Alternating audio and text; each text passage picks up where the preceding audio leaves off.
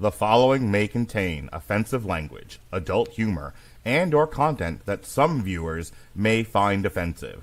The views and opinions expressed by any one speaker does not explicitly or necessarily reflect or represent those of Mark Radulich or W2M Network. Please listen with caution, or don't listen at all. In a world fueled by distortion, diabolical growls, and questionable digestive decisions, three brave idiots stand to wade through the steaming pile of metal releases each week. From power rumbling breakdowns to riffs that'll make your intestines cry for mercy. We flush the weak and salute the strong. This is Metal Hammer of Doom, after all. Yes, sir, yes, sir, yes, sir. This is the Metal Hammer of Doom, after all. I am your mandated reporter, and frankly, I'm mortified. Mr. Mark Radulich, and joining me, as he does each and every Metal Hammer of Doom, is the second chair. I can't call you the Eggy Mule to my, God, what was the other guy? I can't call it, I can't do that bit because I've already done that with Robert. But I'll tell you what, we were in the car today, and I started going through different, because my son's been watching The Wire, and he asked me, he was telling me about this character and that character. I'm like, he was like, yeah, I really like the Dennis character. I'm like, who the fuck is Who's Dennis? Dennis? And then he was like, Dennis, the boxing guy who gets out of prison, and the guy that gets out of prison. Yeah, I'm like, that's Cuddy from The Cut. He was like, well, I don't know all these people's names, and I'm like, I start rattling off names, and my girlfriend's like, why is there a black guy named Shamrock? So the Shamrock to my Avon Barksdale, Jesse Starcher. How do you do, sir? Doing great. Glad to be here. Glad to have the opportunity to talk a new band that I have never had a chance to listen to up until now. So this will be a fun night. Since we changed formats a half a dozen times, we really don't talk about new bands anymore. Like when we were doing this weekly and we were doing album reviews straight through, we would take flyers on a lot of bands like, Bongzilla or Dr. Colossus, which I think we're within the same month, Scooter. But yeah, we don't really do that anymore because we don't do this all that much. And then when we do it, we tend to do known entities. So this will be fun tonight. Robert Cooper is here with Dave the Cat. the Shamrock to his Avon Barksdale. How you doing, Robert Cooper? Fantastic. I do want to say that it's amazing sharing my cat with the world, because I'll tell coworkers, nah, man, I can't go out. I got to cuddle up with Dave tonight. Mm-hmm. And then they'll be like, there's something we don't know about you. I'm like, oh, no, Dave is my cat. I'm like, this is why both of my dads thought I was gay for most of my life. Robert Cooper likes to grab that pussy. I'll tell you that right now. Go ahead and elect me. Whoa. Right. Dave is pussy, or I don't think he has one. He's a male. True. And joining us once again, she's been absent for a little while. It's her first time back, I think, since the Rob Zombie show. Mick Wanamaker, how do you do, madam? Hi. Yeah, I think it has been since the Rob Zombie show. Well, then I'll pick at you first, Mick. Where you been? What have you been doing? Why don't you love us anymore? That's not true. And last time I was there for a little bit, and then I got sick. That's right. That's right.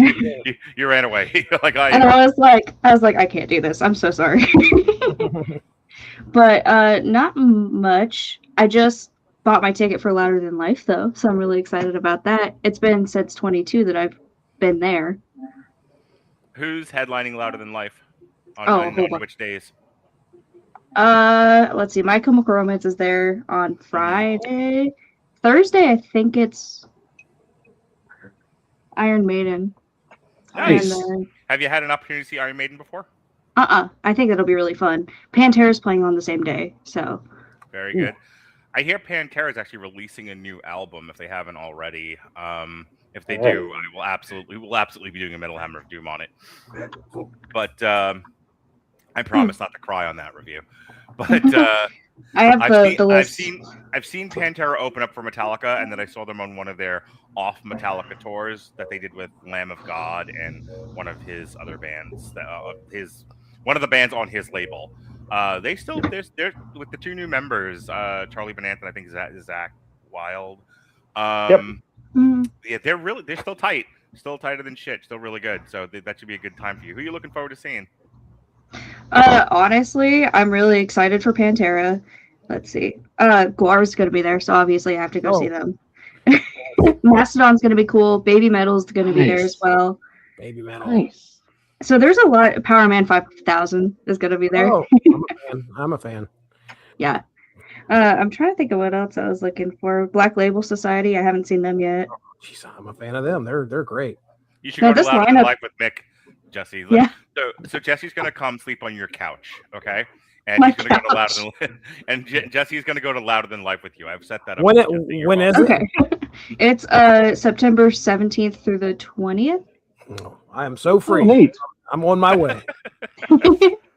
Where's It's it expensive. Kentucky. He won't be at? time at all. Well, I wasn't planning on going to any shows this year. Like, I'm half committed to taking my kids to go see Gwar because Max Sabbath is opening, and at this point, Oh my God! Oh, they're gonna be there too. Yeah, like I've missed Max Sabbath anytime that they've come, and the Cybertronic Spree. Every time they come to Tampa or Orlando, so I saw they were opening for Gwar, and I'm like, this might be my last chance to go see this band before I'm like too crippled to go to concerts. So, so I'm thinking about it's like on a school night though, so and everything's like ridiculously expensive these days. So I am debating going to see Gwar, but I was also debating taking my kids to go see Clutch again. And then I woke up one fine morning recently, and my girlfriend, who was working, God bless her now, surprised me with tickets to Clutch. Just the two of us. That's sweet. She was just like, she was just like, hey, I woke up and I got like a text from her. She was in bed with me. She's like, we're going to Clutch. I love you. And I'm like, what? And then I had a lot of questions, but yeah, so I'm gonna go see Clutch in I think October with the missus. Nice, very nice. That'll be fun. Yeah, are you going to any other shows besides Louder Than Life? I think that's gonna have to close. Well, we might go see Gwar in Nebraska. Yeah, Nebraska. good. I got to know, how much did Louder Than Life set you back? $500. Wow. That's still less than. I'm not coming again. I'm not coming. That's still. I'll tell you what. That's actually not bad, because that's still less than the money that I paid for Rockville, and less money than I paid for 3 tickets to Kid Rock. No, it's 4 days, and you're seeing a shit ton of bands. Yeah. Actually, yeah, $500 for that's actually not bad at all. But you gotta add in like the lodging and everything else. Are you like camping out there, or like what you're getting an Airbnb? No, there's a hotel situation we got. So It's going to be me, my boyfriend, his brother, his brother's girlfriend, and then another friend of the brother. I can't wait for you to come back from Louder Than Life with stories of how like couples broke up, there were fights, someone got the Kentucky version of Baker acted. So this will be great. It'll be so much fun. Robert Cooper, you got any shows coming up or anything? You got anything going on? In October, Nick, the man who one day will be on this podcast, who actually is a new father, even though I think I've talked about it more than he has. But congratulations to him. Definitely. He just had a baby. Yay. We're going to go see it's Mastodon, Alcest, and Death Heaven. How stoked are you to see Alcest? I'm moist. They're the snobby metal fan, you. They're the opener too. Are they really? Yeah, it's them, Death Heaven, and then Mastodon being the top of the card, which I love all three bands. That'll be awesome. There's a show in Raleigh, which is about 2 hours from me. Hammerfall is going to be playing.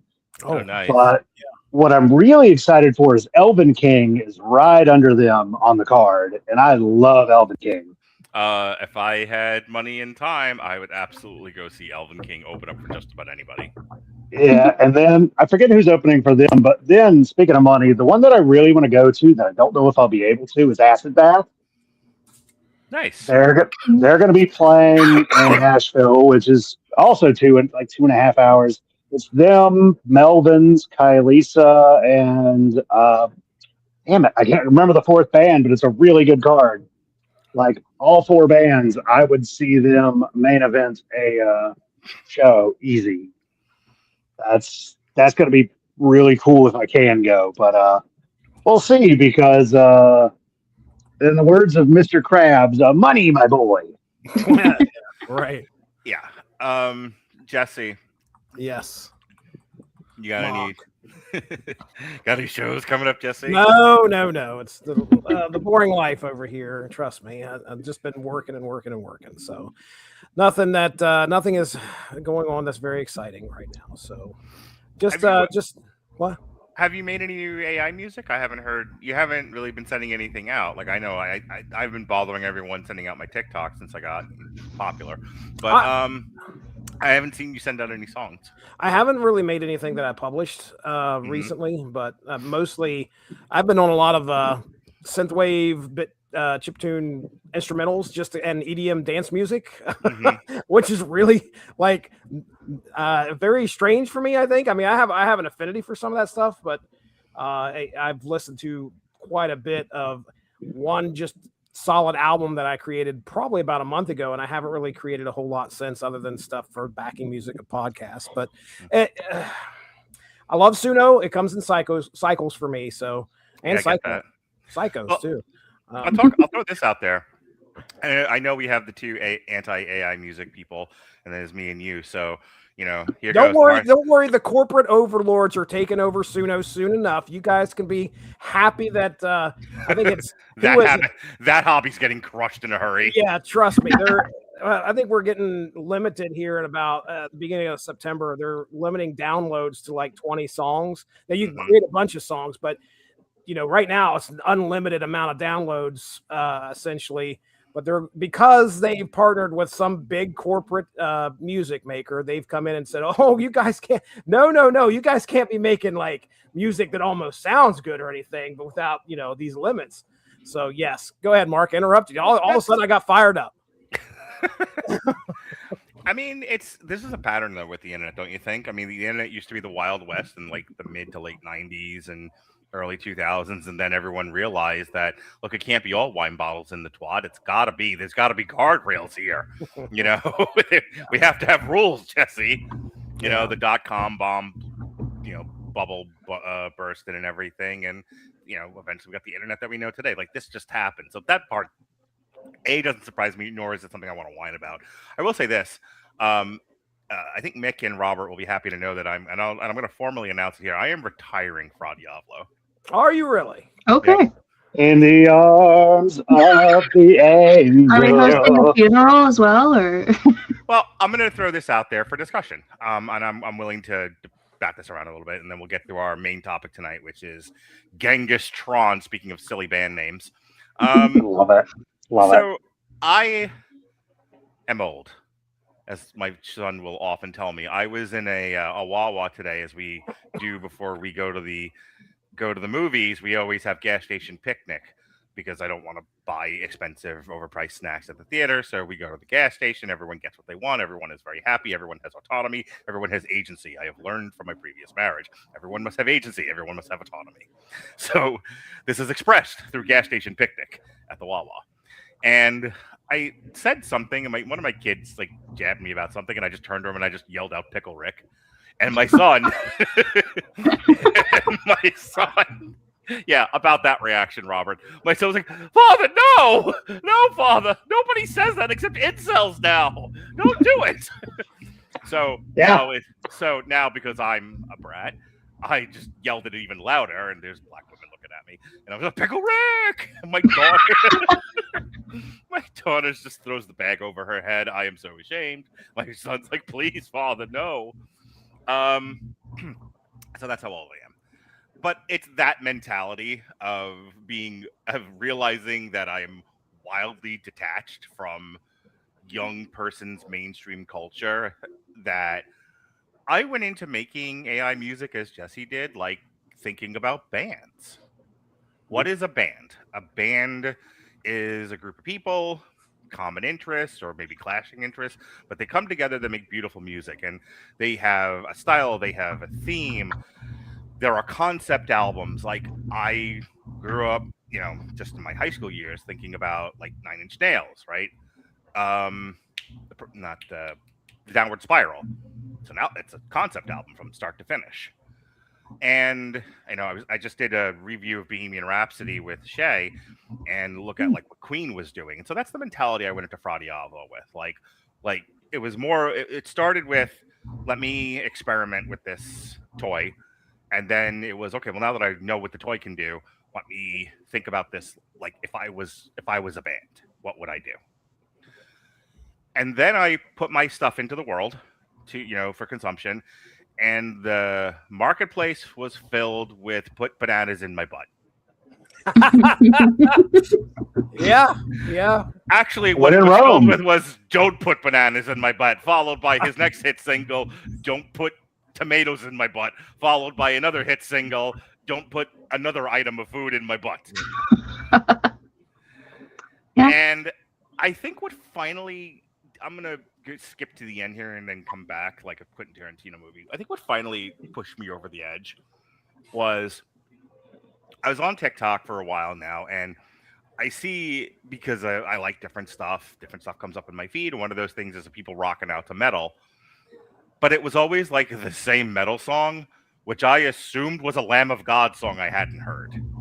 This is like 2 years running, okay? That I'm hearing this engine scream, dun, dun, dun, metal alive, when I'm like, all right, it's not the usual Lamb of God I listen to, but it sounds just like Lamb of God. I'm sure it is. And then finally I got curious one day, and I'm like, let me see what is this one song, this one metal song that everyone fucking uses in their TikTok.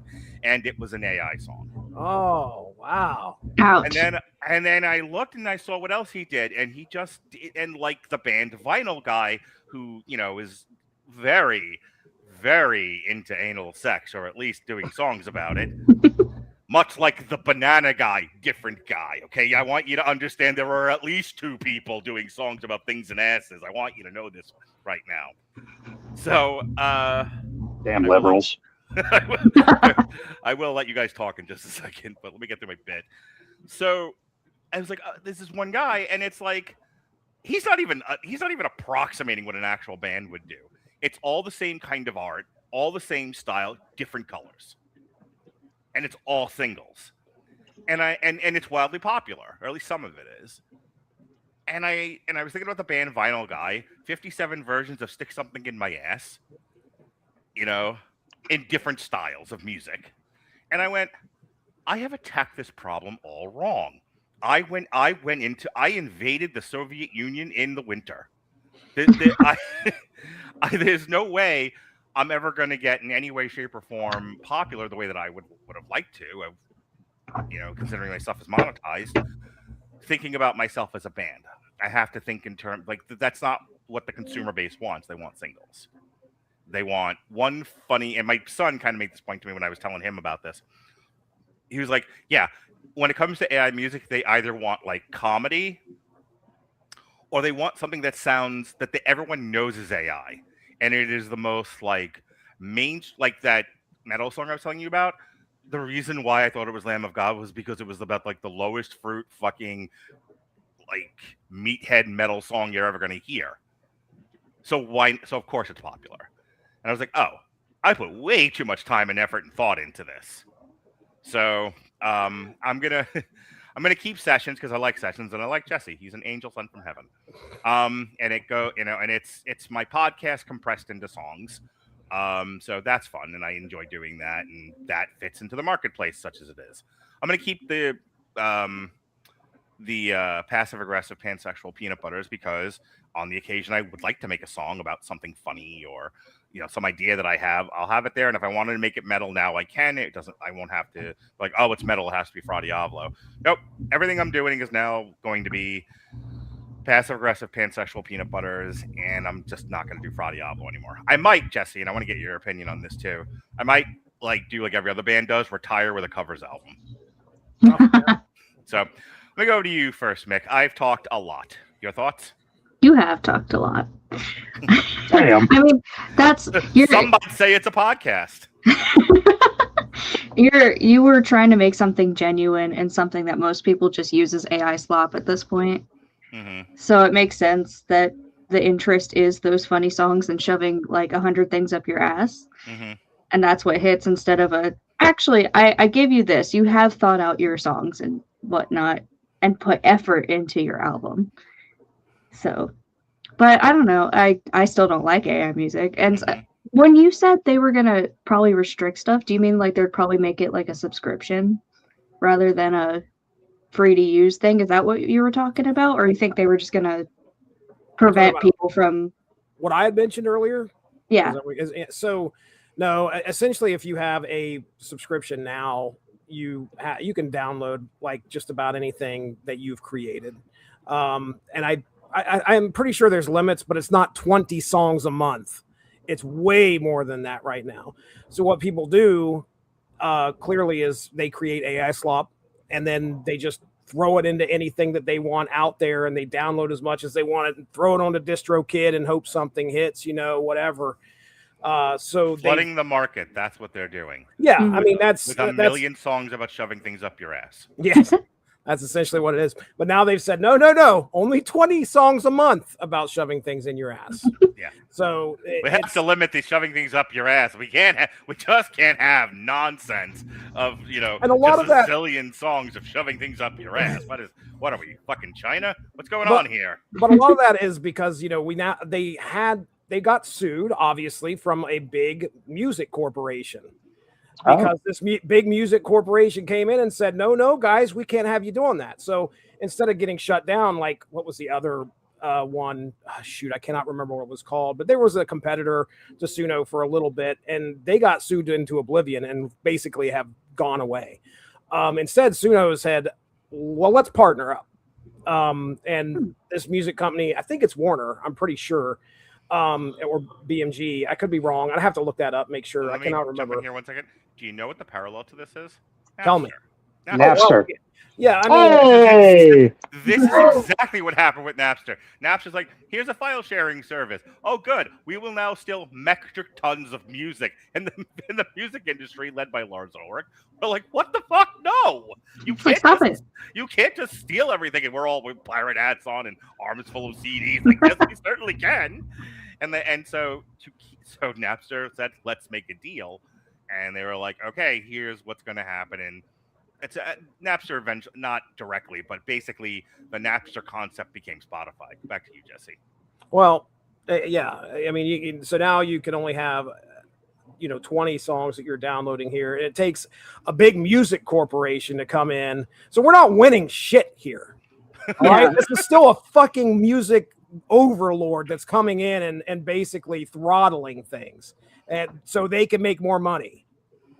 We didn't win. Nothing has been won here at all. And I don't know what the model is going to look like as this comes out, as far as like how things sound. Because supposedly they're going to only allow Suno to create songs or bass songs off of their own catalog. Don't know how that all works. I'd have to look that up. But regardless, it's so yeah, and also DistroKid. Mark, have you heard anything about DistroKid and Spotify? Like Spotify is now marking everything that's created with AI.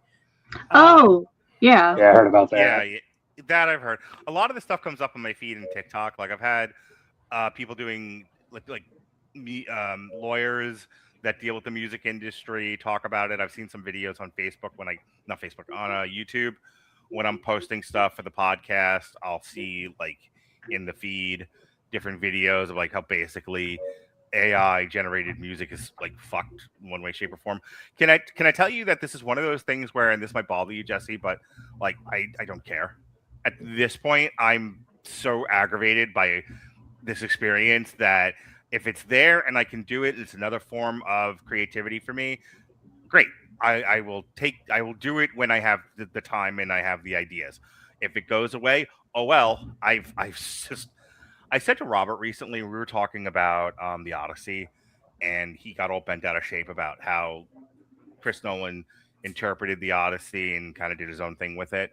And I said, and I chastised him for it. And then a week later, I apologized because I realized that Robert and Chris Bailey and you and everybody else kind of subscribes to the, don't break my toys thing. Things that you're fans of, things that you love, things that are a part of you and, and you're a part of, you don't want to mess with. Right. And I have systematically lost interest in everything. I have like one, The Wire, and that's it. That's not to say that I don't like stuff. I watched the movie this morning, thought it was good. Did a TikTok on it. I like things. I like music. I like movies. I like TV. I like books. I like comics. I'm not a fan of anything anymore. That's become too exhausting. It's too exhausting to invest in things now, to see it destroyed or misused. So I love you, Mark. No, I'm not like complaining about it. I just like it's come to this, where I can't invest myself into things just to have the rug pulled out from under me constantly. So it's easier to just not have things. Well, okay. Number one, I understand where you're coming from. Okay. It doesn't bother me. Why that's connecting? Why that speech connects to the Suno stuff? Sure. Like I'm not invested in Suno anymore. If it's there, I'll use it. If it's not, who cares? Well, I mean, look, I've never went into. It's just like this, doing podcasts. I've never went into Suno thinking that I'm going to turn around and make a lot of money, because I knew the deck stacked against me just a little bit, considering everybody has access to this tool. You don't do enough songs about shoving up things in people's asses. Is what your problem is. I figured that core of the market is pretty well covered. It sounds like you needed to do 186 songs about guys eating beans. That's what you needed to do. All that stuff is personal stuff that I enjoy myself, and if anybody else gets a kick out of it, great. I have no qualms with anybody creating music through an AI if they are getting enjoyment out of it themselves. That's what I think I take away from this whole experience with Suno, is that I'm doing stuff for me. I could go back and listen to a song that sounds like crap, but I created it 3 years ago because I was having a fun time, talking about eating beans or something like that. So again, if you go into it thinking you're going to make a lot of money, everybody's doing the exact same thing. So if you go into it okay, I got a personal passion to just create something that I'm going to enjoy. I've listened to so much shit over and over lately that I created, about a month or so ago. And, it's just for me. I'm not sending it out to anybody. So it's just like any other music. If you enjoy it, I'm not going to give you a hard time because you do. So that's and I am upset about what's going on as far as the lawsuit and what they're going to change. That will be a complaint that I will be making when we do sessions. Robert Cooper, you're up. Hey, you're taking my job. I was actually going to ask you one more question. I didn't know. If okay. All right, go ahead. Before we go to Coop, did you have any thoughts on retiring Fra Diablo and like the reasons I'm doing it? This is your stuff, man. I mean, if it's something that you feel you need to set aside just because you want to set it aside, then I don't. One, I'm out of ideas, and two, I don't feel like it fits the marketplace anymore. And then I have to ask myself why I'm doing it when I can. It's kind of like with podcasting over the years. I did things one way. I tried different things. Some stuff worked better than others, and I just kept adjusting. I don't really look at it like Robert did one of these, like, oh, love you. Like I'm not upset about this. For me, this is just an adjustment. Right. I that's why you haven't seen much from me here lately, because I am, I'm kind of at a point where I'm just like, okay, well, I did that. I'm kind of over that. But you know what I am using it for? I have a podcast that I do, and I could create nothing but podcast backing tracks with it. Like I have a fucking ton of them. So it's a great tool and another place to use creative energy, but like getting excited beyond that is not worth my time. Robert, now you can go. Your thoughts. Your thoughts. A lot. Everyone's talked a lot, Robert. Everyone here has talked a lot. We've talked so much. Go ahead. I did want to say, I Googled it while everybody was talking, and Neurosis is the other band on that Acid Bath card. That's awesome. Anywho, but no, the reason I gave you a heart and I love you because, I do, but I don't know. It makes me sad because you did have a lot of excitement and positivity towards it. And I feel like it got beaten out of you by corporate America. Robert, name a day that ends in Y that something doesn't get beaten out of me.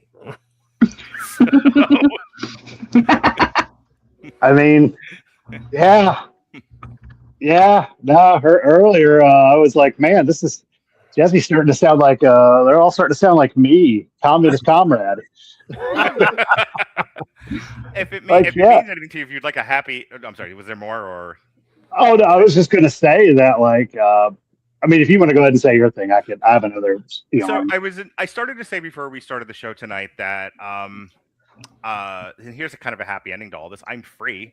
I shed the chains that bound me, and I now soar with the eagles. What the fuck am I talking about?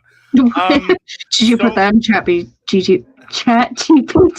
No, Chappy. No, that was a good movie back in the day. TikTok. That wasn't an AI generated script. So, I hate those fucking people. Anyway, no, for years, this is a tale of all this time.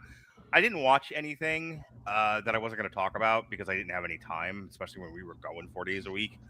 And now that I typically only do 2 days.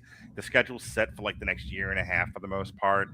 But it's limiting, and I found that I kind of miss the joy of just watching movies, but I always want to talk about them with people. Right, like I want to. Part of the joy of watching a movie for me was the chat afterwards. Yeah. Like when my friends and I used to go to movies back in my 20s, we always went somewhere to get like coffee and fries or something and just sit and talk about the movie. And I miss that. And it's part of the reason why I started podcasting. But the podcast has just become like, this is what we're doing and there's no room for anything else. And part of it is some of the people that I record with either don't have the time, don't have the interest, or would categorically fight me if I wanted to do something a little off the beaten path. To the point that I wasn't really enjoying it anymore. And I almost came close to quitting podcasting in the last little bit. And then I came to this conclusion not that long ago, and you'd know this, Jesse, if you were looking at my TikTok, god damn it, that with using ChatGPT as a tool, I watch something now, I make notes as I'm watching it, and then when I'm done, I can make it into a TikTok script, and I just add to it. So I have this whole ream of content that I've created that is entirely independent of my podcasting and the people that I record with. And that allowed me to find my love of watching movies and talking about them again. So, like, I have a whole list now. I was doing this before the podcast started tonight. I have a whole list of movies that have come out between January and now that I want to go back and watch that I could never do on Damn You Hollywood. Robert would murder me and mount me on his fucking wall. What's one of them? I'm curious. Deerhead. What was that? What's one of them? Oh, here, you want me to read you the list? Yes. Yeah, I'm curious. It's a long list, so bear with me. Well, it's, not longer than my talking, huh, Mick? Huh? I'm not fucking talking my own podcast. I was giving you shit. The Drama, The Invite, Relationship Goals, Solo Mio, The Napa Boys, Operation Taco Gary, Citizen Vigilante, Clicker, Chum, Protector, 72 Hours, Balls Up, Never Change, Ladies First, Corporate Retreat, Strong, Touch Me, You, Me, and Tuscany, Robert. Outcome, The Christophers, Beast, Roommates, Desert Warrior, Deepwater, One Spoon of Chocolate, Mick. Is God is, Jesse? That's the question for you. Is God is? In the Gray, Power Ballad, Miss You, Love You, Propeller, One Way Night, Coach, Fuck Toys. If Fuck Toys ever becomes available to watch, I'm watching it and I'm talking about it with Jesse. I don't care what he says. We're gonna talk about Fuck Toys, okay? Jesse, just want you to know that. Anyway, Office Romance, the same bit with Robert. In the Hands of Dante, Never Change, The Death of Robin Hood, Voicemails for Isabel, Little Brother, Young Washington, They Fight, The Dink, Her Private Hell, The Devil's Mouth, I Want Your Sex, One Night Only. I mean, is that a bio on? Yeah. The song? Okay, all right. Teenage Sex and Death at Camp Miasma, Tony, Don't Say Good Luck, The Brink of War, The Last Sunrise, and The Dog Stars. Have you seen The Furious yet? I have not seen The Furious. Should I? It is a very fun Hong Kong style martial arts film. Watched it the night before my TV got struck by lightning. Thank goodness. The night before. Great movie. All right, yeah. I added it to the list at the bottom, but I added it. But see, I have the freedom now because I can watch any one of these. Like this morning, I watched You're Dating a Narcissist with Marissa Tomei. Liked it. It's good. Not something I could ever talk about with Robert. Actually pitched it to him, and he was like, "Why would you do this to me?" And I was like, "This is why I don't play the piano anymore." So now I have this other way of creating content that is not podcast dependent. So I feel happy and I feel free. Who wants to talk about Genghis Tron? Well, I still have a thought to finish. Please finish your thought. Yes. Well, we were talking about Napster and very much illicit and illegal corporations and things becoming the norm and overtaking everything. Something that everybody on this podcast is a huge fan of, anime. I know it's just me and Mark's children. That's about it. So Crunchyroll, that's the big anime app that actually, when it started, was a pirate site. Oh yeah, really? It was a pirate site that went legit, and of course later was bought by Sony. Funimation, who kind of made their name with Dragon Ball Z, they got bought by Sony. And then Right Stuff, which was a fantastic anime marketplace, they got bought by Sony. And everybody's owned by Sony, so now the enshittification of everything begins. And to use that one marketplace, now you have to have like the premium subscription to the app, blah, blah, blah. Oh, by the way, there's no physical media anymore. Go fuck yourself. Yeah, because as we know, I do love physical media. Because when shit goes out of print, I have it. Or they just take it off streaming, I have it. And they can't take that away, unlike Sony with video games now. But yeah, it does frustrate me, though, because even though I find the AI music quite frustrating, seeing Mark's passion on it was, it was enlightening. At least I got to see why he loved it. And it does sadden me that even one of the few twinkling stars in the slop pit has now been extinguished because it just got buried under too much slop. It happens. Sort of a coda on that conversation. Look, even before AI slop became a thing, I mean, do you know how much music gets released in a single year? You know. Oh, I'm well aware. And how much stuff never sees the light of day because how do you compete with not an infinite shelf? It was finite, but I mean, the amount of albums that got released every year for the last 50 years. There's right. No, even if you weren't like super niche, like say like Goat Whore, or Goat Whore, or like cattle decapitation, or fucking anal cunt. Knew that was where he was going. Rest in power. John Cougar concentration camp. The big ones. I don't think they ever made it onto it. I don't think they made that onto a shelf, buddy. But that's the thing. It's like I go back to like my days in like the hardcore scene in New York, and there were shit tons of bands, and how many of them even made it to the level of releasing a listenable full length LP on a record label anyone had ever heard of. How many of them toured beyond the local, like Moose Lodge or YMCA or whatever. So, that's just the way it is. Like, it's not so much that my shit got buried. It was, like I said, it's just a mismatch in the marketplace. I thought if I made things X way, because they'd always been X way, it would be at least moderately successful. It turns out everything is Z way now, and now I have to adjust if I want to keep doing this. That's all. All right, take two. Who wants to talk about Genghis Tron? Let's do it. I do.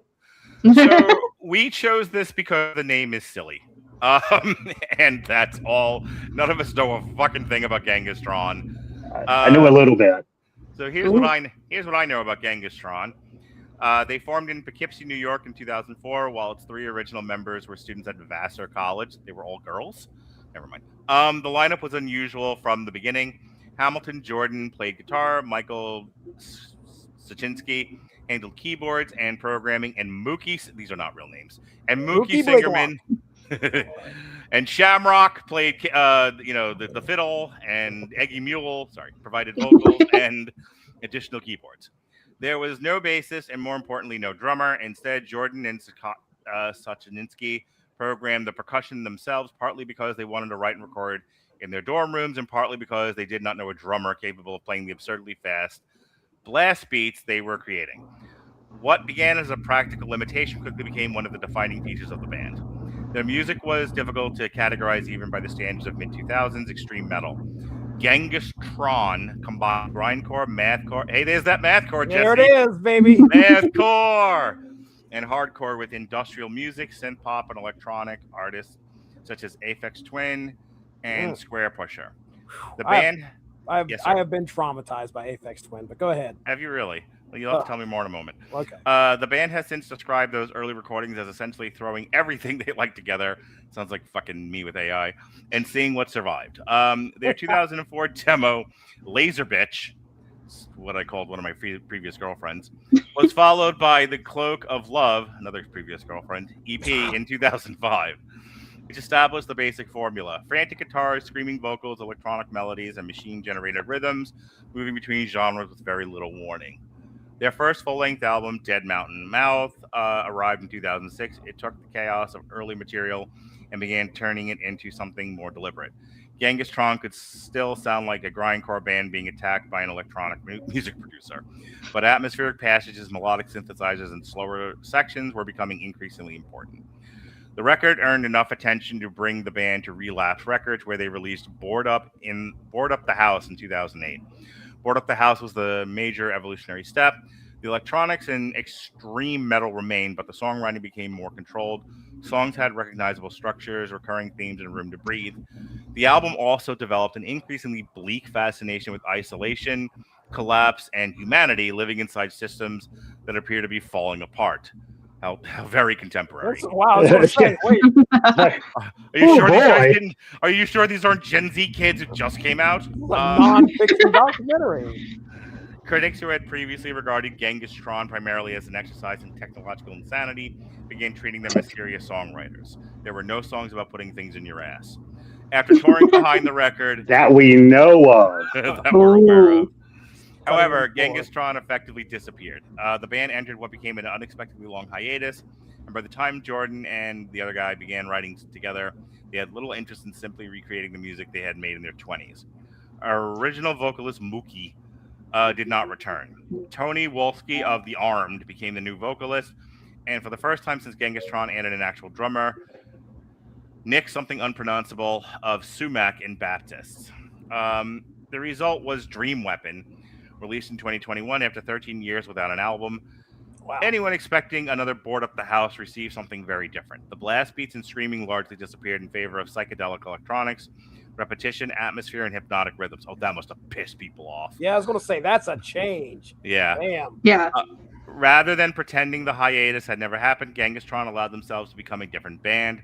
The program machinery was still there, but it now interacted with an extraordinarily powerful human drummer. 5 years later, everyone returned from the snap. Genghis Tron returned with their fourth album, Signal Fire, released by Relapse on June 12th. All right, I'm not going to get into the rest of this because we'll talk about it when we talk about the album. So just kind of go around the horn here. Robert, you said you know a little bit, just a little bit, about Genghis Tron. I would like to see I would like to see you wiggle it, sir, just a little bit. Wonderful. I mean, he's just making biscuits in my lap. What can I say? Yeah, I had heard about them because I heard the name Genghis Tron and giggled and was like, all right, this band's got to be pretty fucking cool. And then I listened to them and I'm like, oh shit, okay. This is like somebody mixed a grindcore band with a motherboard and kind of threw it at the wall. And that's kind of what I really liked about it. It was a very unique sort of take. The electronic aspect is definitely more outside of what I usually listen to. So it was just kind of a nice palate cleanser for me when I had originally listened to them. Mick, any thoughts about not the album just yet? We're not there. Just had you ever heard of Genghis Tron? And then you told you we were doing this month. Did you say like, what the fuck? Who are these people? Why I'm wearing my pants? Yeah, no, I had absolutely no idea who these people were, and I was like, what the? And I started looking at like other artists. Some of them were mentioned in the thing, but I was like, I don't know any of these people. Yeah. So I clean slate. That was it. Did you get an opportunity to listen to any back catalog? Because I know, like, sometimes when we pitch you something, especially because the age difference between you and the rest of us, you know, we'll pitch a band at you, and sometimes you'll be like, "Yeah, I need to go back and listen to them because I don't know who the fuck you're talking about." Did you get it?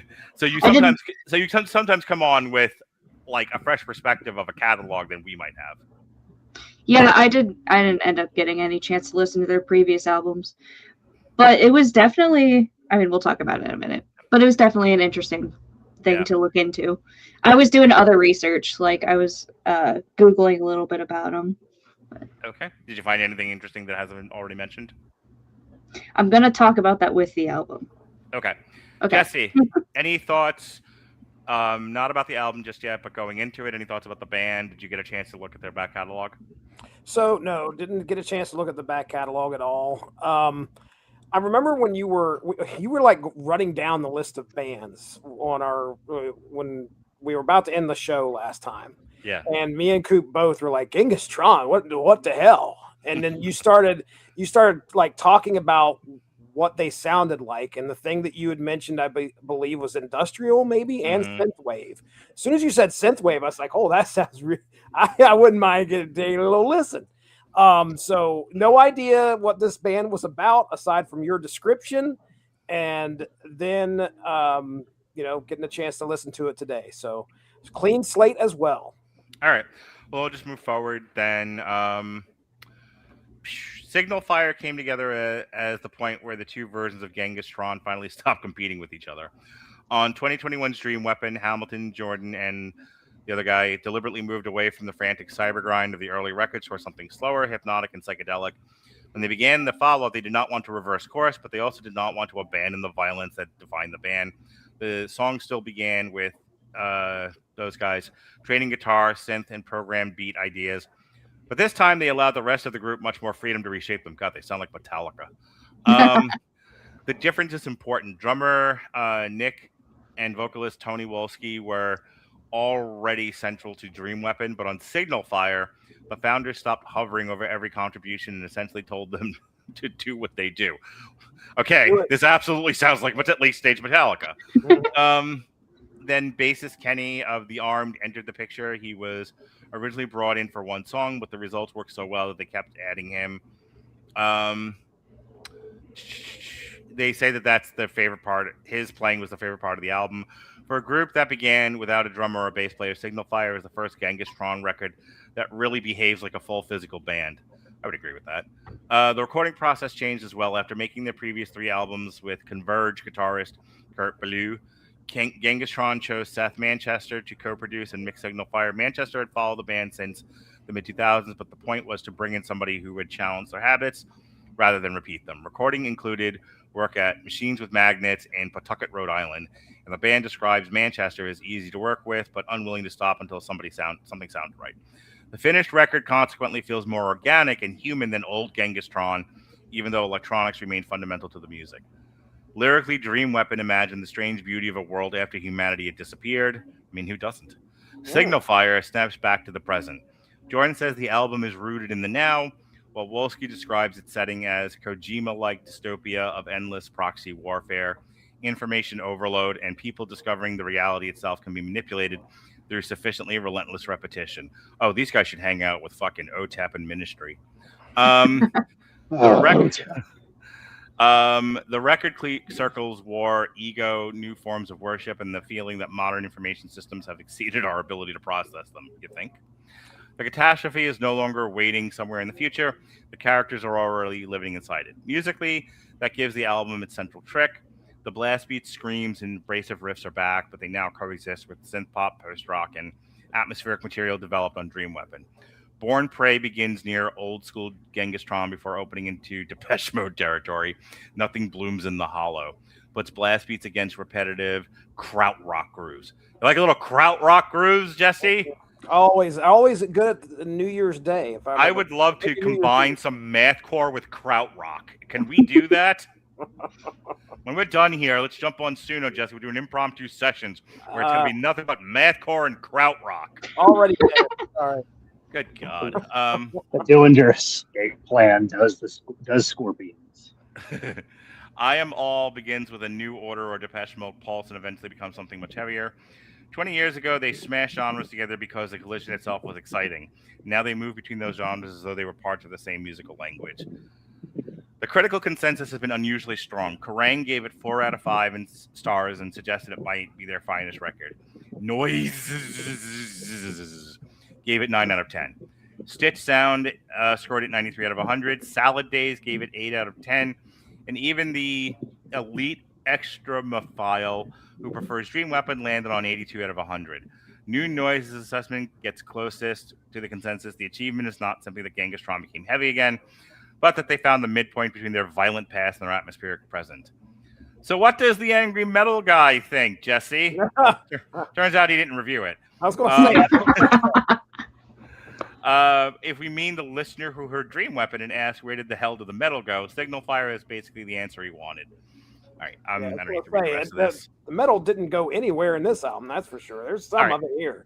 I can sum up my entire review of this record and let you guys talk by saying the following.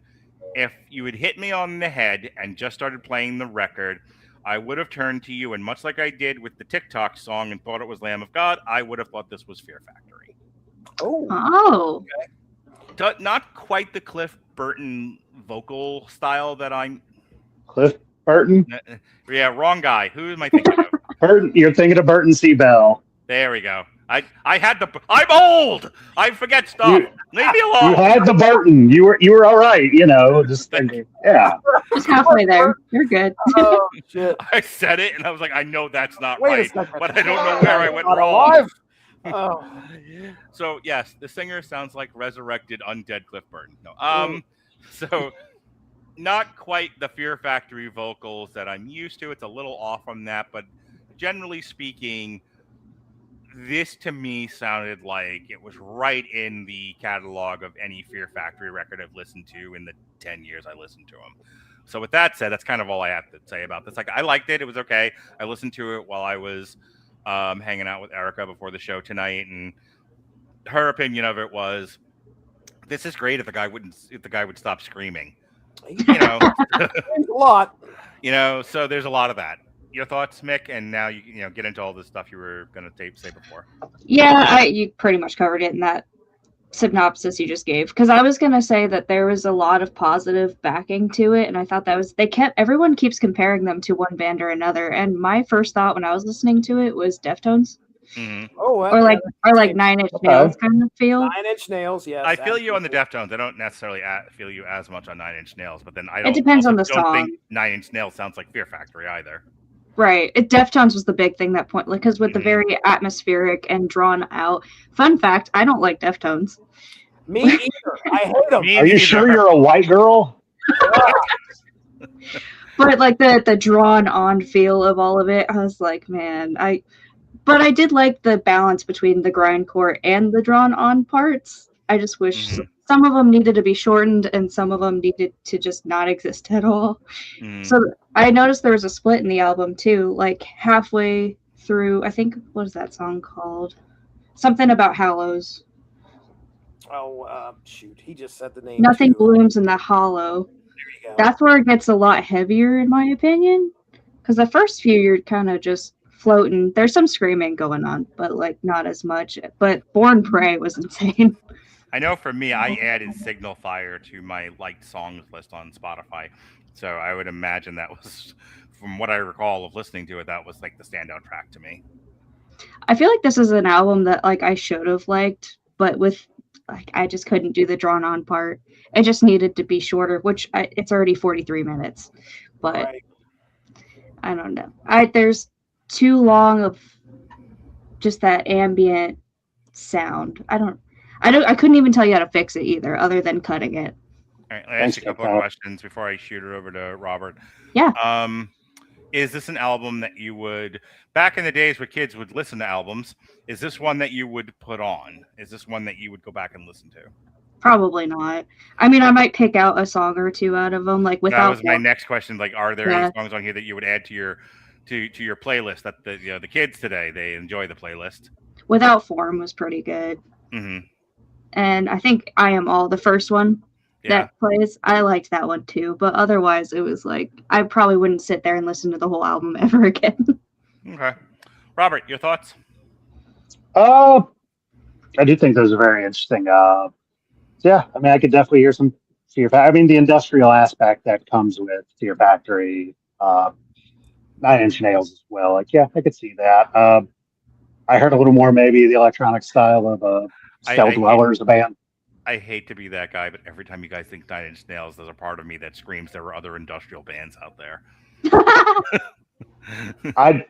I'm not a big industrial guy, I'll be honest. Mm-hmm. You know that. Like, it's just not always been really. I realize this is an internal thing with me. I'm gonna go. I'll be quiet now. Go ahead. You're like. At least I know it's a me problem. But no, I actually really enjoyed, because I listened to this one mowing Grandma's lawn, and she thought I was my uncle the whole time. It's great. Some Terry time, as I call it.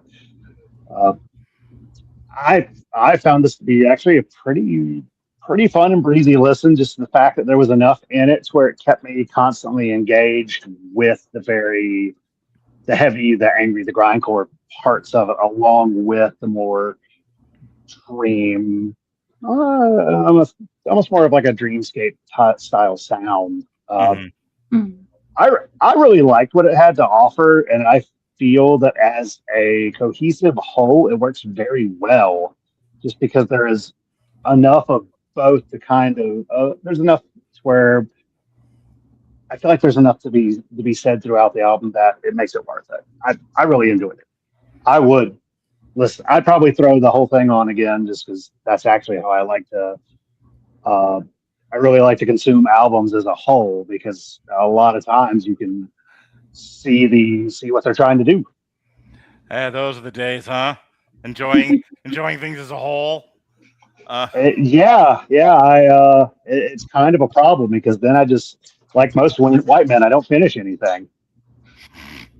All right, let me throw it over to you, Jesse. What'd you think? Okay, so yeah, I was making some notes as I was listening to this.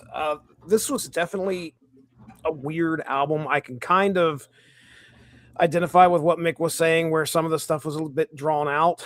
You remember back in the days where we used to take lyrics and throw them into word, whatever it was, I can't remember, word counter or whatever it was, and we would remove like the repeated stuff. Yeah. Let me tell you how short a fucking song would have been. Because there was some really repetitious parts when it comes to the lyrics on a few of these songs. I'm not saying that that's bad or horrible. I mean, I feel like, coming into this album with no history whatsoever, you got to respect the journey they went on to get here. And it sounds like they went on one hell of a journey to come up with this sound. And it is unique, aside from I'm thinking 9 Inch Nails when I'm listening. One of these songs really sounded like 9 Inch Nails. It really sounded like 9 Inch Nails. I'm gonna fucking have an autistic spasm moment. JMFDM, fucking Ministry, God lives underwater.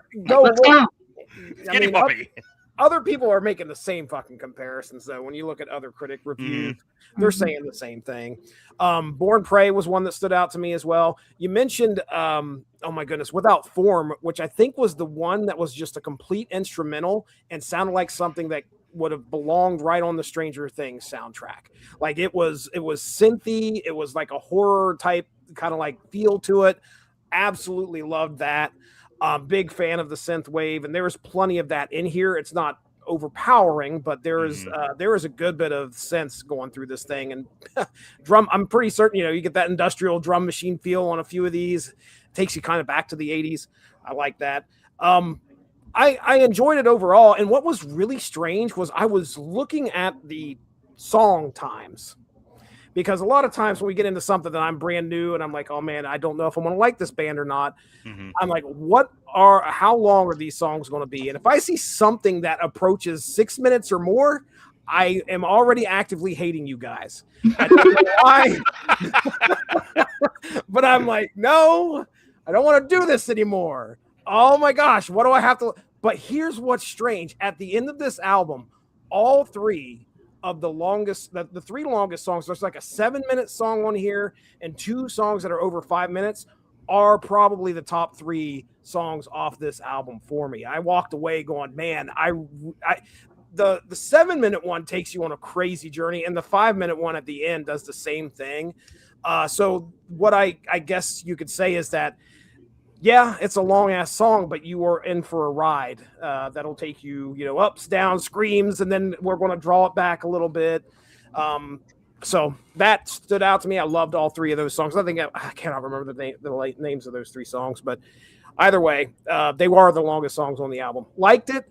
I thought, as far as a brand new band, something I'd never heard before, it really occurred to me that, damn, we just don't do this as much as we used to. We don't, I don't do this. I don't listen to the metal on Spotify like we used to when we used to do this show a lot. Jesse, take my hand. Take my hand, Jesse. Yeah. Okay. All right. Come with me over the bridge. What bridge is this?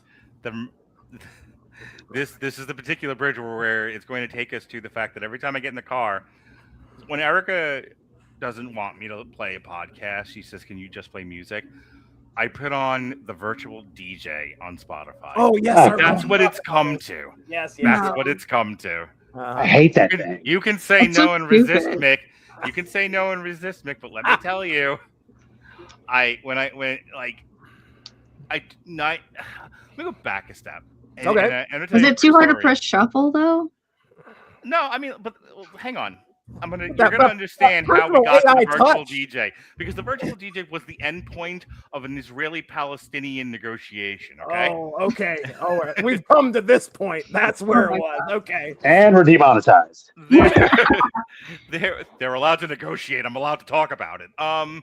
So we were in the car, and this is prior to my birthday. So this was a couple of months ago, and I was playing the new Black Crowes album because I was going to see the Black Crowes for my birthday. And my girlfriend had what she would describe as a moment where she attacked my radio like a rabid badger. And she was, "Do I have to hear the Black Crowes?" And I was like, what the fuck? So she would later explain to me, like, I was having a moment. And I was like, but I don't understand the moment. What was the issue? She was like, it was the same. It felt like the same song, the same sounds over and over and over again. And it drove me nuts. And I said, and I was like, and I won't get into the part of the conversation having to do with the concert we were supposed to go to because she didn't go. But really, yeah, I ended up going with that. I went with Your National Nightmare is what ended up happening. I told you that story. I've heard. Anyway, so my point was, me and her. It sparked a conversation about how, and I think this is something you guys can weigh in on because I actually do think it's more of a universal thing. It actually goes to what we were just talking about. Listening to an album all the way through isn't something that I think appeals to most people anymore. They want the shuffle experience. They want, differentiation. They want to go, they want kind of the, I can't remember the term for it, but, going from like one kind of music to another kind of music, or even if it's like you want to stay in the same genre, but you just want to hear different bands, different songs. So she was like, yeah, I would have been fine with 1 or 2 Black Crowes songs or a bunch of bands that kind of sound like the Black Crowes, not the actual fucking album all the way through. And that's what led to the virtual DJ, Mick. This is what you have to understand. Let me tell you what I'm trying to tell you, okay? That between me and her, there's a big, large Venn diagram of similar music taste, but then there's some stuff that, that I like that she doesn't quite like. So it's just easier to do the virtual DJ, and it picks the fucking music, and now neither one of us can yell at the other one for forcing the other one to listen to music they don't like. We're at the mercy of the AI DJ. The third party. And having a third-party arbitration for your music while you're driving an hour to go naked swimming saves marriages. Do you understand what I'm trying to tell you? Yes. Robert Cooper, your witness. Well, I mean, yeah, it almost sounds like you had a musical marriage counselor in a way. Now I need you to use I statements. But I mean that actually does make sense.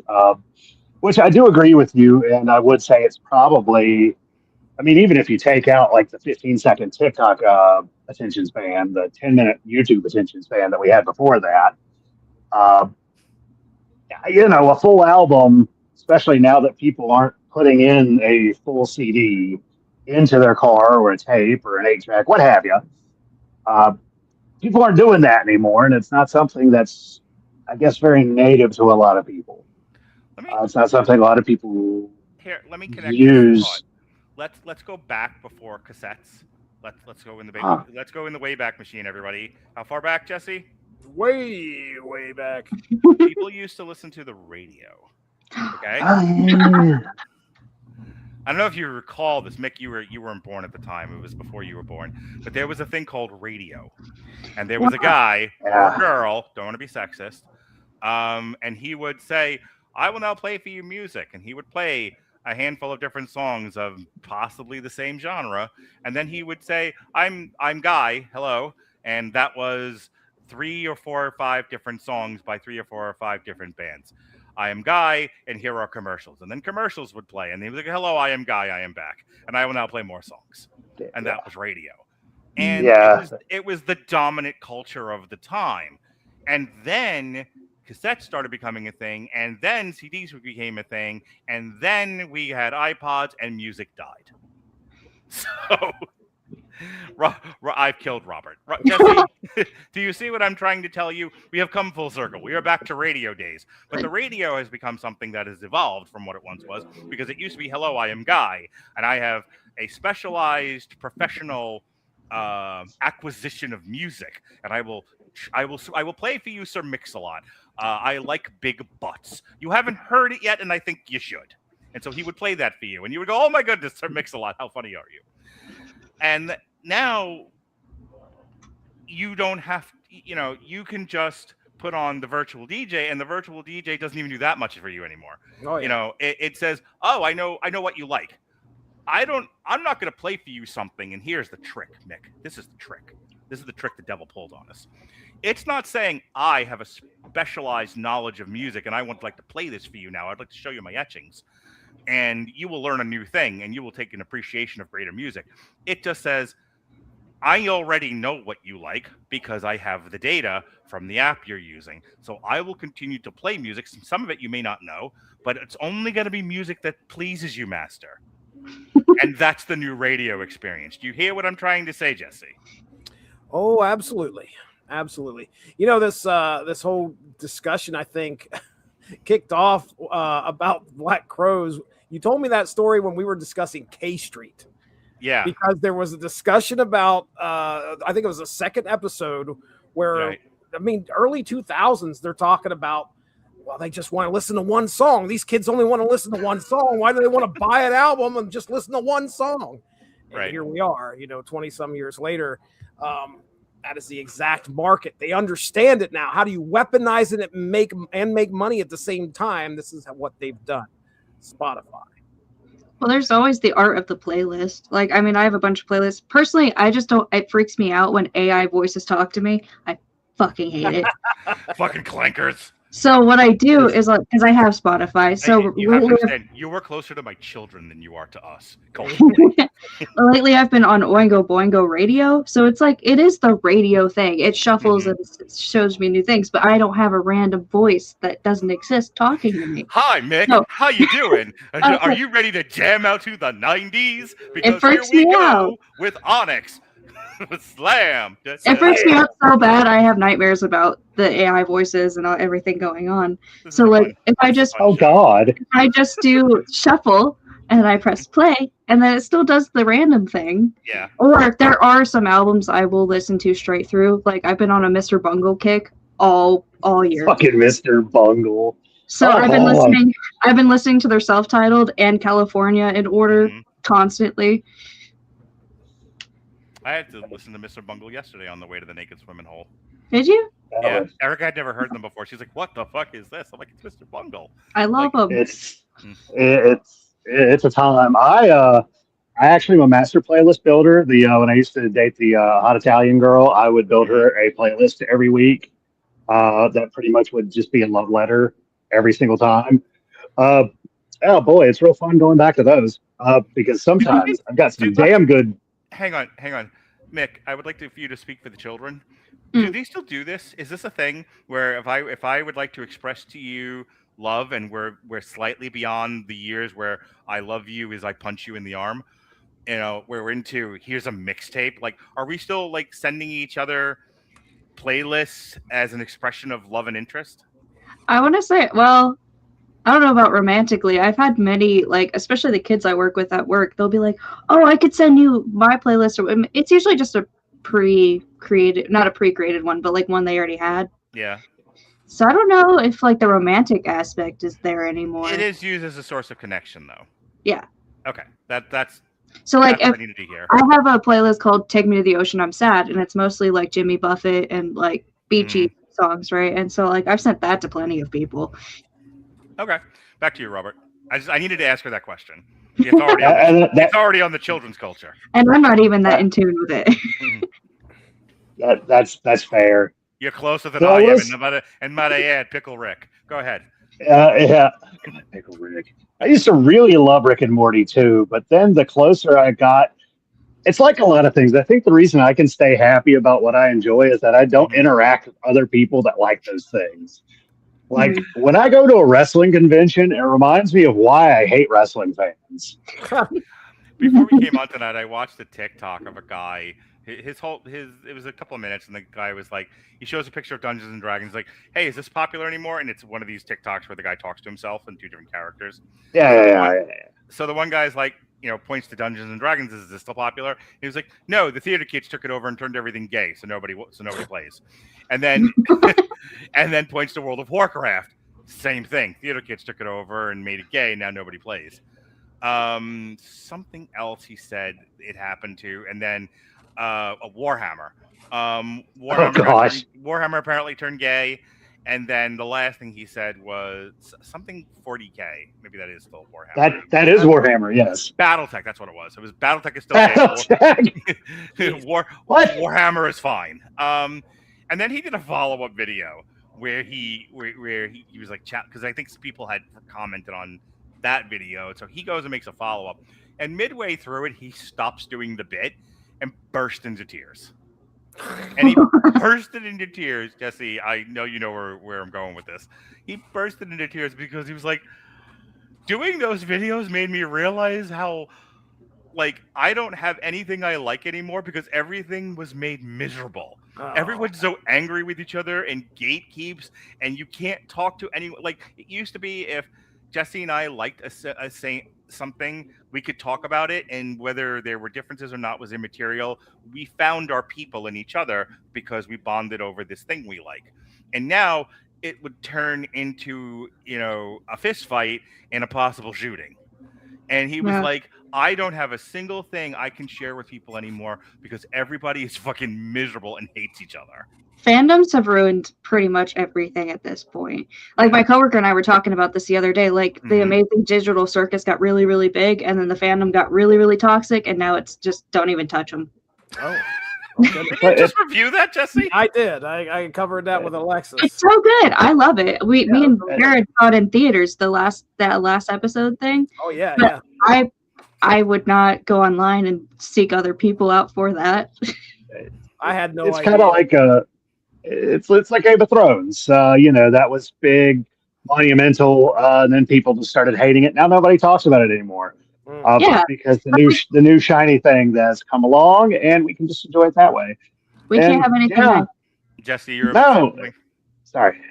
No, I was just like, I had no idea that was going on. About Amazing Digital Circus was a great, like, really, really surprised me. Beautiful animation and great story behind it. I was not seeking out others. It was just me hanging out with Alexis, and I'm definitely not in whatever that anime club or animation club is.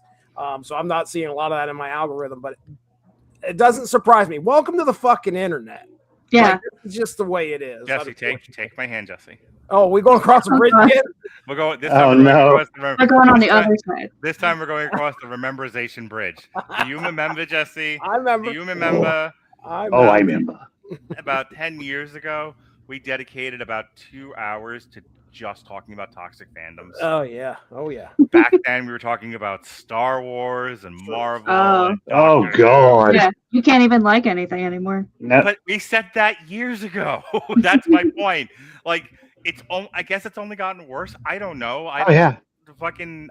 You have to pay to talk to me now. So like, I don't, other than this is I'm giving away, but like I spend 8 to 12 hours a day just talking to people and I get paid for it. I don't talk to people about fans anymore because I don't want to be a fan of anything. And going back to an hour ago. Yeah. And it's, I mean, part of me does feel like it kind of goes back to the corporate boogeyman of a lot of it, the engagement farming, rage baiting, and the fact that now everything has to be to the nth degree to get eyeballs, because that's how you get people to engage, is by incensing them. That's why some people in a YouTube video will make mistakes intentionally so people will fucking comment about it. It's a thing. Yeah. It blows my mind. I didn't know that existed. I was like, oh, that's pretty fucking clever. Like God, I hate what we're doing. Research paper specifically fucking it up so that your teacher will write comments. Right. Oh, good, you read it. I'm so happy you got an F, you moron. Like, comment. Hey. You love me. No, I think you don't. Sorry, go ahead. No, you're fine. It's just, but yeah, it's very much, I don't know. And there's like a certain degree too, like thinking about fandoms, for example, wrestling, like WWE, I don't find it enjoyable anymore because it just feels like corporate sanitized product. It feels like No, it is. It absolutely is. But they've admitted that out loud. And it's one of those, like, at that point, I'm like, I don't really enjoy this like I did. Granted, I'm not the same person I was when I started watching it. I know that's the fact. So there's a guy, I don't know if you know him, but he used to record with us. Jesse knows him, Chris Sheehan. Chris Sheehan's gimmick was it's all about the moments. And he was being sarcastic, but he was like because he and him and I and Chris Bailey used to do wrestling recordings together, and he said it back then. So we're going back 10-ish years ago, and maybe a little bit less than that. But we were talking about how like wrestling is just now setups for clips. That was before TikTok got big. He was saying it's about the moments. It's not about the long term. Like, you could never do the year-long build to the Mega Powers explode. Now people wouldn't stand for it, but you create moments that you can then cut up and put on social media, and that's it. That's what it is now. So what you're sensing is a real thing, but it's done purposely for that reason. And and it makes sense, especially with the way the culture is nowadays. You're gonna find people fucking resharing, retweeting, whatever the way people share things now, whatever you call it. But you're gonna see so many more eyeballs, and you're gonna get so much more casual attention that way, and catering to any sort of really, any sort of your marks, your internet people. That's unfortunately just the nature of the beast. So before we go, there's two things I want to do. Mick, you weren't here on our last show. You didn't get to hear Rob's tales of the hobosexual he was dating. Oh boy! Oh, I told her. Oh yeah, we texted about it. Okay, good. I wanted to make sure you were caught up. Oh yeah, that's insane. Okay, so now that everyone's caught up, everyone read the minutes from the last meeting. Robert, do you have any further tales of hobosexuals? I mean, actually, I was just telling Nick about this today. I was that I matched with a girl on Bumble that I could tell it was not going to go well immediately. Why, Robert? Why? Because I would say that I'm a very liberal person, but there's like a certain like degree, like a certain bridge, if you will, that once it's crossed, I'm like, this is not going to be fun. I am not going to have fun with this. And we were talking about movies because we were just talking about what we'd been watching. And she's like, I watched Austin Powers.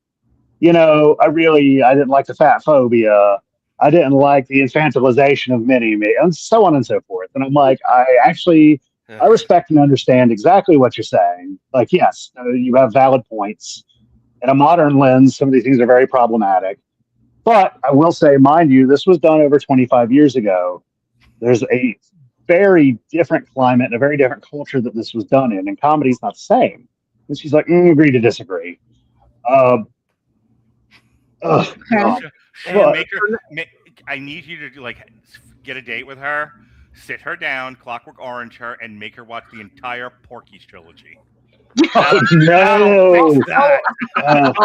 Follow it up with Blazing Saddles. Blazing Saddles. Blazing, yes. I told her that was actually my favorite comedy, because it is. And now but no, actually, I unmatched her, and the reason is because she changed all the pictures, and I'm like, hey, your photos look really nice. You look great, and she's like, yeah, thanks. I know I'm hot, and her profile said that she was fat and tall. She's only 5'7". I'm 6'2", so that's not very tall. And I was like, it said you're fat and tall. You don't look fat. You're definitely not tall. And she's like, yeah, I'm going to have to cut the bait on this one. I have to cut the cord. Because every guy that said I'm not fat meets me in person is real disappointed that I'm fat. And I was sitting there staring at my phone like, you're just going to argue with me about everything, aren't you? Oh, yeah. Nothing is ever going to be good enough. And then I heard that little nick in the back of my head saying that exact thing. Because I never listened to any of his advice, but apparently it's slowly seeped in. Because he's been right about almost every single person I've dated. So I was just like, you know what? Why am I sending a 3-paragraph explanation of why I said this and apologizing? Just fucking blocking her ass. And I did. And time fucking goes on. But no homosexual since then. I wish that girl well, and I hope she's okay. But what I think has happened, she's probably found another man to try to not fix her daddy issues with. and we'll just live in his house because now all her dogs are dead. Oh. So in the time that you told that story on the last show, and now I saw something come up in my social media, and it was the rise of the hobosexual. That apparently, there were two things. There were two things that came up in my Facebook feed after you told that story, and they kind of go together. Two things are on the rise, and I think this is fascinating and at least worth getting a minute of talking to, and then we can close out. That the stay-at-home boyfriend apparently is on the rise, and when I was talking about that with a colleague and my girlfriend, I specifically framed it as, I don't know why they're calling it a stay-at-home boyfriend. What you really mean is a pet boy. That's what this is. Let's not call it something it isn't. But I'm fine with that. But at the same time was this other phenomenon of the hobosexual, which is people getting into relationships so they have a place to live. Yeah. Know what I was talking about when I said hobosexual. I was like, are people just picking up homeless people off the street and just being like... No, it's that it's that the things are so bad, and that there's in certain pockets such broken lives that people are fucking living in cars and shit. And it's like they're forming relationships with people so they have a fucking place to live. Housing's become expensive. It certainly has, Ollie. I've lived here since 2024. My rent's gone up twice. In a market where I've heard the housing market is fucking crashing. Your fucking housing market faster. Sucks, dude. Wow. I've seen like YouTube videos on fucking Tampa and Florida's housing market. Not good. 20 years ago when I moved here, this was the affordable state if you were leaving the tri-state area. Now everyone's leaving Florida to go to fucking Mississippi or some shit because you're getting priced out of Florida. All the New Yorkers are coming to North Carolina. Trust me. Oh, yeah. I made a joke. We have a coworker. He's a huge Eagles fan, but I'm like, he's from fucking New York. I looked at my other coworker and I'm like, guys, he's got like 2 football teams to pick from New York, the Giants and the Jets. He goes, you forgot about the Bills. And I went, no, they're a North Carolina team now. All the people from Buffalo live here.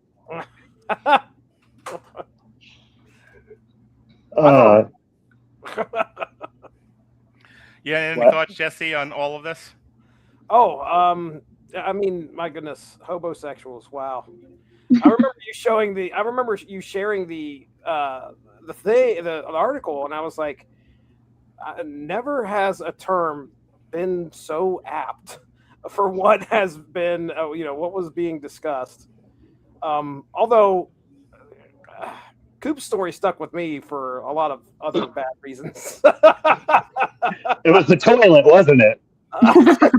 Dude, there were so many things that I had to tell my wife about. I was like, I know she's not going to watch the show, but damn, I got to tell her what Coop talked about tonight. Surprised you didn't turn it into a song. Don't be surprised. I could probably make a concept album about it. No, it would be a fun time. I wouldn't. The market wouldn't accept it. Hey, I want to read this and get you guys' response, and then we'll start to close out. Hobosexuals and stay-at-home boyfriends describe two different responses to the same economic and gender role pressures. A hobosexual is someone perceived to enter or accelerate a relationship mainly to obtain housing, money, or material support. It is viral slang, not a demographic category, so claims of a documented rise outrun the evidence. But the economic incentive is real. 38% of cohabitating Americans have cited finances as a major reason for moving in together. The stay-at-home boyfriend is different. Ideally, it is agreed division of labor in which a woman earns while her male partner cooks, cleans, or manages the household. The picture they use is a fat ass in sweatpants playing video games, by the way. But the fucking AI is being real nice about this. A role popularized on TikTok. It is becoming less economically exotic as women's employment grows. Women held 50.1% of U.S. non-farm payroll jobs in July of 2026. The dividing line is reciprocity. One renegotiates breadwinner roles. The other describes dependency disguised as romance. We live in fun times. Yeah, that. I don't know. Remember if I told this story when I was talking about that? I used to have a friend. Apparently, she wanted to sleep with me a lot, and I just couldn't pick up on that. You moron, you. I mean, why are you chasing dirty-assed women when other women want to sleep with you? Open your fucking eyes. That's the problem. I assume everybody's being nice. It's my own lack of self-confidence. I'm well aware. Anywho, Nick told me it's a good thing I didn't sleep with her anyways, because he's like, your dick would fall off. Because, yeah, that girl got around a lot. Anywho, she did tell me that she went on 6 different dates on 6 different nights just so she can get a free dinner. That's common. And like, I know it is, but it just pisses me off because I can't do that. I know before tonight's show you were texting me about how much you would like to get back into the dating world. This is why you shouldn't. Okay. Continue, Robert. I made all sorts of notes. And again, I realized part of the reason it pisses me off is because I can't fucking do that. I also wouldn't do that because, unfortunately, the way men are often socialized, men pay for dinner on the first date. It's just how it works. That's what Mama taught me, and that's what I'm going to do. Which I will say, there was one time I went on a first date with a woman. This woman claimed, oh my God, it was a disaster date too. Like, she lived in Raleigh, 2 hours away, asked me out to fucking lunch within 2 messages. I said, fuck it, I got nothing to do. Sure. She was a small business owner and focused on making her first $1 million, had an assistant, literally solely surrounded herself with boss bitch liberal women. So after about 45 minutes, I remember this vividly. I looked at her and said, I want to put your brain in a jar. I don't fucking understand how you think. Because she's like, I don't understand how people have money problems. Just go out and make more money. That's what I do. Healthcare isn't a problem.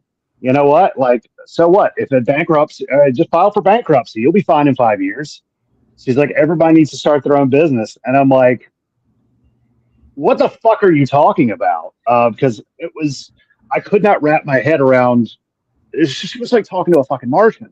But anywho, by the time the check came, I said, well there, Miss Millionaire. I drove 2 hours. This is a $20 check. I think you got it. I didn't hear from her after that. Are you sure?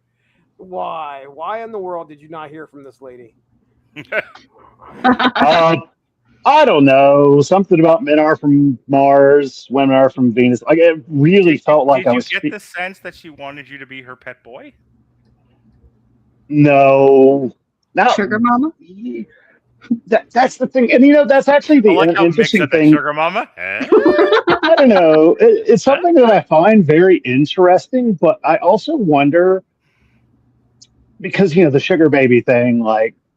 Because a lot of men really just look for sex in that, whereas I know women look for sex. I know they are all sexual beings, but also I think you're underselling it. They're also looking for housing. That's true. That one definitely was. But just thinking of like what would a woman even want as a sugar baby in a man? Because like sex is fun and all, but like I don't know.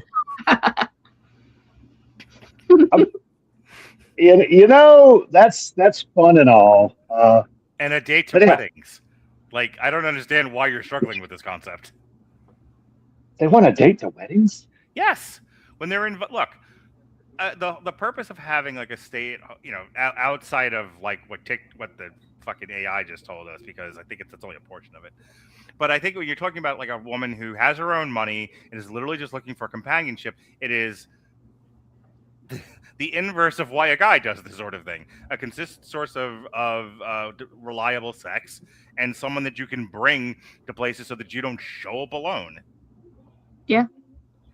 Huh. Actually, I never considered that. That's actually quite interesting. I just assume any woman that's quite attractive can just find some random guy at Walmart and it's like, you're mine now. Yeah, but okay. So Mick, by the way, you missed a great podcast that you had initially inspired, by the way. Last week, myself and Kat did Bonding Season 1, I saw that. Yeah, you saw that we did it, or you saw the... I saw that you did it. It popped up. Yeah, and so as I said at the beginning of that show, I said, this was actually your fault, because you had suggested we just do a podcast. Oh, a BDSM podcast? Yeah, and that didn't happen, but I remember that. But it inspired me to do the Bonding show. So we finally got to that. And Kat kept saying this phrase, men are terrifying and ongoing series. And her thing was that, and it's one of the topics that we had talked about on the show at length, was that as long as we're all agreeing to social contracts and the civilization of our behaviors, this mostly goes fine. But when men fucking snap, God only knows what's going to happen. And I cited a TikTok that I saw where this girl went on a date with a guy, and it was fucking terrifying because he was a maniac. Mm-hmm. Like you're assuming that when you deal with a guy, he's going to be appropriate, but you don't really know. And at any given time, everything could go south in a hurry. He could throw you in his car and murder you. Throw you in the bathroom at Dunkin' Donuts and murder you. Why are we going out to party up the car? So, and here, I thought you murdered a Dunkin' Donuts bathroom all on your own, Mark. It was happening at the same time. That was the story I didn't tell you. As I was painting the walls brown, there's a guy murdering a chick in there, and he was like, "My job is this. I'll mind mine." And I'm like, I don't want him to tell what's happening in here, so I won't talk about the murder I just witnessed. Like, I've heard the theory. Schrodinger's rapist. Rapist. I'm feeling that. Yeah, no, I read it, and it was about how a man may or may not be one, and you won't know until you find out. Frankly, the box. Yeah, until you open the box. And because it is something I've thought about, the fact that as a woman, it's fucking probably terrifying to have every man attractive woman. I'll say, I wouldn't. That's not here. Men are terrifying, an ongoing series, apparently. So that's a good way to put it. Yeah, I mean, you because unlike except with Jesse, Jesse would never be terrifying. He's sent from God, an angel with wings. Sure. Yeah. Well, yeah. He also never leaves his house to be terrifying. That's true. Correct. Terrorizing the basement. That's about it. Exactly. But so you're asking, why would a woman? So if a woman has a tamed, civilized pet boy, that solves a lot of problems. That actually makes a lot of sense.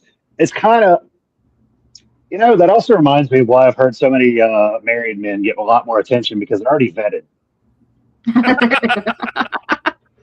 Yes, that's a very common thing. Another thing I saw come up in my Facebook feed: the rise of dating married or divorced men, because at least they're most likely not going to murder you. Like, all right. That's a hell of a way to begin a romantic, intimate relationship with the possibility you may get murdered. I mean, and all of this is the reason why people under the age of 25 don't goddamn drive anymore. All right. So with that is our review of Genghis Tron. We only talked about Genghis Tron for like 20 of these 90 plus minutes. Honestly, the album is just an excuse for us to get together and talk. Yeah. So another excuse to get together and talk. So here's what's coming up in the next little bit. Or here's what has come out that we can talk about next month if you guys are interested. Let's see. Do we have a show for September already before I go ahead and do all this? No. No. So I'm thinking September 20th is the Sunday that I don't have anything to do at night, or there's nothing else I want to watch. Here's what we have: Deep Purple, Dominum, LA Guns, Moonspell, Solace, Bring Me the Horizon, Devil Driver, Ever Under Fire, The Plot in You, Gallinaris, Boundaries, Fuming Mouth, Haken, Loathe, Motionless in White, Protest the Hero, Psychroptic, Quicksand, Reflection, Stormhammer, Tesla, which is a covers album, Avenged Sevenfold, Comba Christ, Heretic, The Who, not like WHO, the HU, Alt, Cypher System, Finsterforced. There's a new Five Finger Death Punch, and so far, like that one and another one, because I looked at this list earlier, like I'm leaning towards doing a Five Finger Death Punch. They've got a new album coming out. It already came out, I think. Oh yeah, it came out. You're right. Yeah, I was gonna say, I'm pretty sure I listened to it the other day. I'm sorry. Yeah, it's called Legacy. It's their 10th studio album. It came out July 31st. Future Palace, Limbonic Art, Sinner, Cancer Bats, Electric Callboy, John Carpenter, Xandria, Darko US, Marilyn Manson, Race Trader, Raunchy, Saliva, Chelsea Wolf, Dark Funeral, Fen, Mob Rules, Ocean Sleeper, Tokyo Blade, Airborne, Beartooth, Exemer, Flotsam and Jetsam, Go Rot, In This Moment, Camelot, Ladrones, Mastodon, Russian Circles, and Triosphere. And then in September, before the date that I'm citing for this next review, we have Sleep, 156 Silence, Accept, Behemoth, Chat Pile, Devil Master, Green Carnation, Judiciary, Mad Max, A Night in Texas, President, Showing Teeth, Psy, Archgoat, sorry, Drown in Sulfur, Green Lung, Mother of Millions. Texas Hippie Coalition has 2 albums coming out. What? And Anthrax, which is my second nomination, has an album coming out. The Eternal, Gary, John Barden, Hanson, Krallis, Nonpoint, and Uncle Acid and the Deadbeats, which would be my third, just based on that silly name. So I'll go to you first, Jesse, because you're a straight shooting, decisive man. Which of those would you want to talk about? Which do you think we could talk about for more than 20 minutes? Oh, well, that's a good question. So I heard you say Devil Driver, and I've heard, we talked Devil Driver in the past, so that one stuck out to me. But that's if I want to nominate one, I'll go ahead and nominate that one. A Devil Driver, okay. Devil Driver. So right now on the board is Five Finger Death Punch, Anthrax, Devil Driver, and Uncle Touchy, or whatever the fuck it was called. Uncle Acid and the Deadbeats. Robert, your thoughts? Mastodon piqued my interest, definitely. I got so excited over Psy. Hang on, I'm glad we're all nominating one album. And none of us are voting on the ones already there. Go ahead. Well, no, I was getting there. I do have a nomination that is included, but also Psy. I fucking love Psy. They're a fantastic Japanese black metal band. But Anthrax. Fucking Anthrax. Okay. We love Anthrax here. All right, Mick. Who do you love? I mean, who do you want to side with? I mean, which album do you want to pick? It's gonna depend on what weekend we're doing this. If I would be able to show up at all, because Louder Than Life. Fair. But I'm looking at September 20th. I'll be there on that day. All right, so she's abstaining. I will say it'd be interesting to talk about Avenged Sevenfold's EP at some point, though. Oh no, not I. Oh, dude. Oh god, Oh, didn't we think? Yeah, didn't we talk about that? I think last month, where it was somebody told me one of my clients told me that he fucking listened to it. It was horrible, and there was like this whole like online national conversation happening about how horrible this EP is.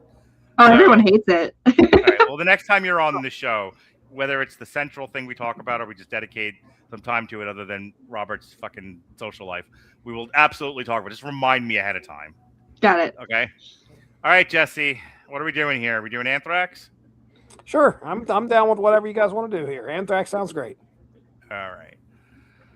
So September 20th, while Nick is at Louder Than Life, we will talk about Anthrax. The name of the album is Cursum Perficio, which actually comes out like 2 days before we're going to do this show. So Cursum Rectum damn near killed him. Yep.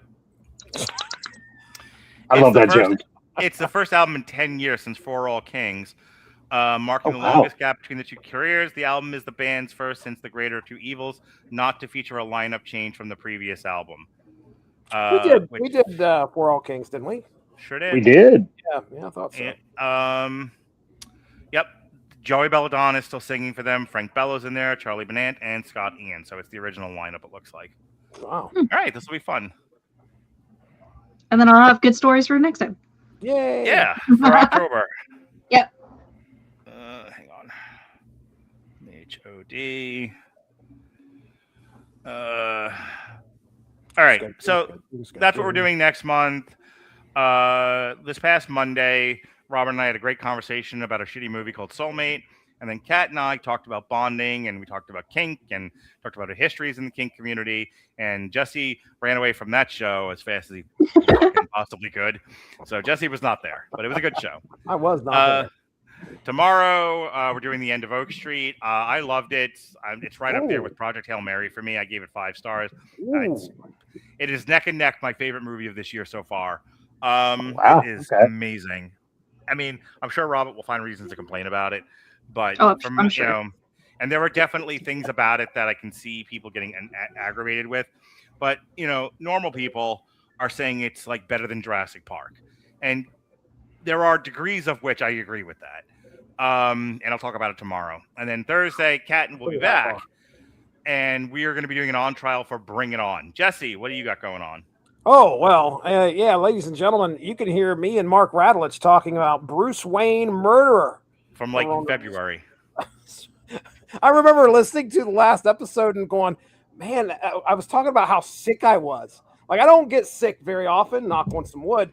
I was absolutely destroyed that weekend. And I remember walking or getting down in here and doing the podcast with you, wondering if I would have to leave in the middle of it. Yeah, that was forever ago. But hey, regardless, it aired this past Monday. You can listen to it. Me and Mark Radulich talk about Bruce Wayne murdering some people. Well, not exactly. But yeah, check that out. That was a fun discussion. That's happening all month, and then it's going to lead right into next month, which is going to be Bruce Wayne Fugitive. So me and Mark Radulich talking some Batman for sure on the Source Material Comics podcast. You can also check out the Unspoken Issues podcast. We're doing some fun stuff over there. 96 number ones rolls on. One second. I got to run, so give everybody a round to do their plugs or babble. I got to be right back. All right. Enjoy the runs. So don't fall in. We're doing some 90s comics over there on Unspoken Issues. I think the last episode we talked about June 1996's Wizard Comics magazine. And we did the CBIQ. Coop, you ever do the CBIQ in the Wizard Comics magazines where they ask you questions and then they ranked you a certain way? Don't remember that? I actually never got to read any of those. I need to, because I think the first 60 issues of Wizard are on the Internet Archive, if I'm not mistaken. Yeah, they're right there on the archive.org. That's exactly where I got them from, downloaded them. So, and I will go ahead and give, a shout out to my own personal podcast venture that I'm doing called the Source Material War Journal, where I'm covering the ongoing Punisher series from 1987, and I think I'm up to issue 13, I believe. So it's just me hanging out, and I mentioned I was doing some backing music and stuff. And so there's a bit of that in there. I have a good time doing that one. So I think that's really Snap Material. Me and Evan Bevins get together and talk Marvel Snaps. Check that out. That's probably coming up next month here pretty soon. So we'll go ahead and go around the horn here. Mick Wanamaker, you got anything you'd like to plug? No, my life's been pretty not boring, but chill lately. Is your I'm OF currently active? Is No, your OF I active, or are quit. you? You quit it entirely. I quit it. You retired? I was so tired. I don't want to do it anymore, bro. But I'm currently watching One Piece, so that's my interest for the next foreseeable future. All right. Other than that, I got nothing going on. What episode are you on? 370 something. I'm on Brooks arc. Oh, you're watching boy. the actual One Piece, not the Netflix show. Oh yeah, not the Netflix. No, Yeah, we just met Brooke. there's 1,100 episodes currently and still going. So Daggone. yeah. I've been reading. I still need to read more of the manga. I got like 100 chapters in. There's still 1,000 more to go. It's been going since '97, almost every single week. So That's crazy. All right. yeah, anime. Well, folks, thank you for listening to Everybody Hates Culture. For Jesse Starcher, Mick Wanamaker, and Robert Cooper, I just ran to the bathroom. Be well, be safe, and behave.